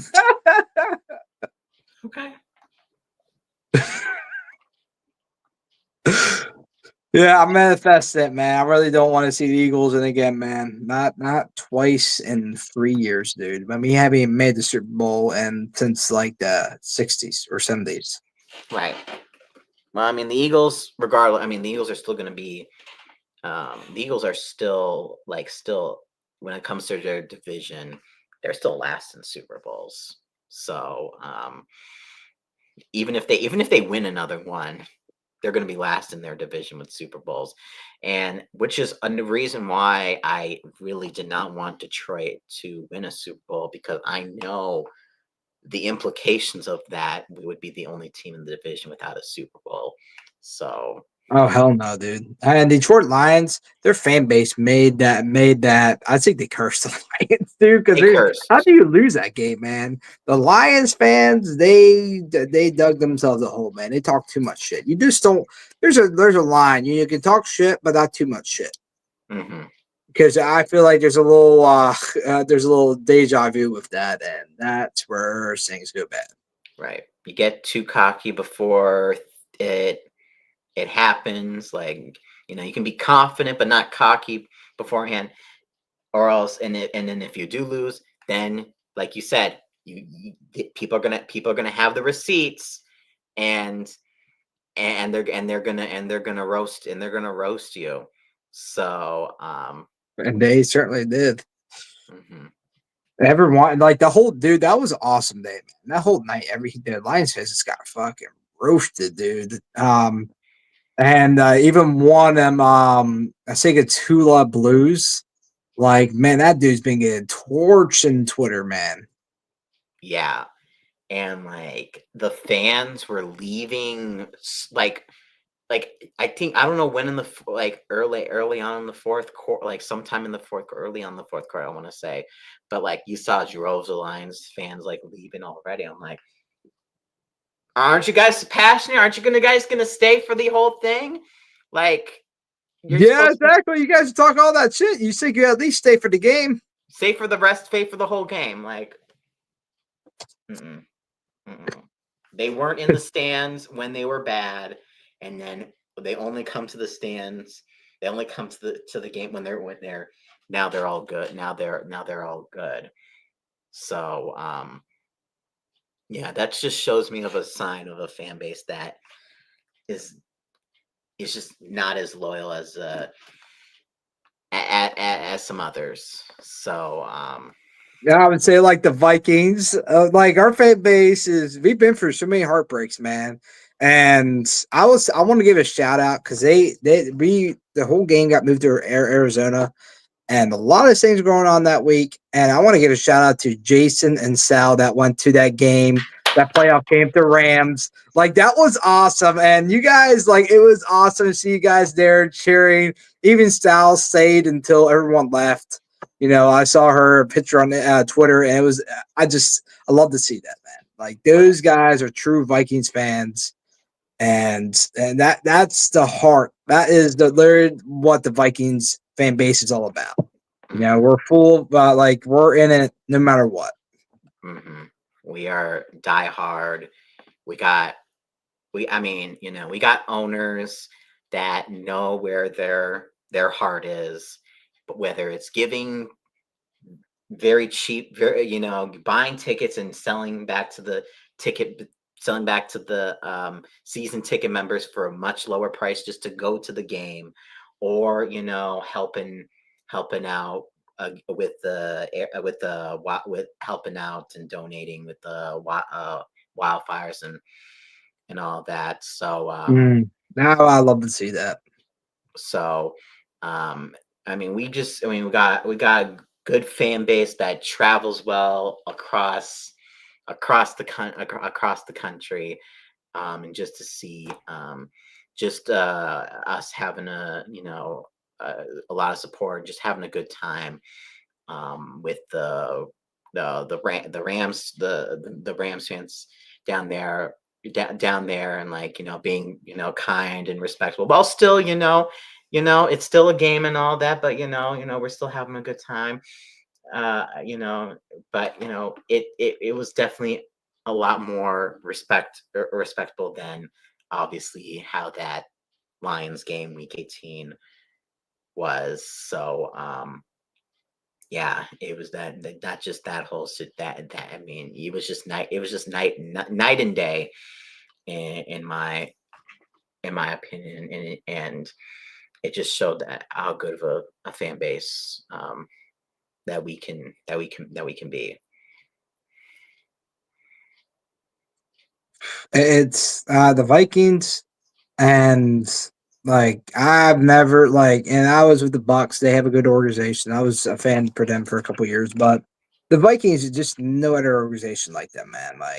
Like everyone involved, like what the Vikings do. Like you don't see a lot of organizations. They buy every ticket and give it to the Vikings fans. Like that, they have culture, and I'm just truly blessed to have been born a Vikings fan. Despite the heartbreak, there is no other team I'd rather be with. Like I know a lot of people say that, but like the Vikings are a special team, and even if we never win a Super Bowl, I wouldn't change the saying because this organization is just incredible, and I want to give a shout out to everyone involved because there's not too many complaints I have with the Vikings. Yeah, I 100% agree. And as someone who lives here, and I mean, I've just and how the amount of times I've whether it's driven past, or and they just want to give the best to their also their players. And I see the practice facility, how much they invested, and that is one of we're always rated, for at least for the last couple seasons, when the NFLPA, or they do their list of who's like facilities and all that. We're usually like number one or either number two, and you know it really shows. I mean, if you got a chance, to go as a fan for training, or for training camp, um, you'll see, how welcoming, and how much they're willing to provide, to their fans, and also the players, and the players' families. So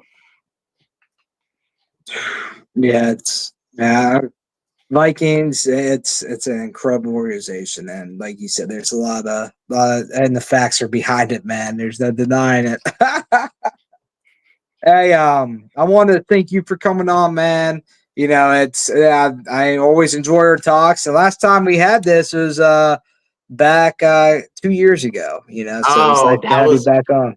yeah. I know last time we talked, I might be mistaken, or maybe not. I know you were still talking about, obviously the Buccaneers, and Yeah, I was. The podcast is called "You Buck That." I was a Buccaneers fan at the time, because I was trying to go local because I live in Florida, and I tried that out for like 2 years, but it just wasn't really the same. Like it was fun watching, but it didn't have the same emotions. right. The Vikings fan, you're born a Vikings fan. It's kind of hard to get away from it. I got a couple of years, fun years, but yeah, but Vikings were always my home. Yeah. And so kind of and all was good though. It led here, and got to meet some cool Buccaneers fans. But you know how it is though with the Vikings. There's no getting away from them. There's no game where you bleed purple till the day you die. Once you're in it, you're in it for the long run. So Exactly. yeah. Yeah, but it was awesome to have you, man, and I'm really excited to see what happens in the off season, and also everyone check out his YouTube channel, Minnesota Vikings Man 28 on YouTube. So check him out. A lot of great content there, and thank you all for tuning in and checking out this episode, the aftermath of the Vikings, our little therapy session, and let's go, baby. Skull, let's go. Let's go.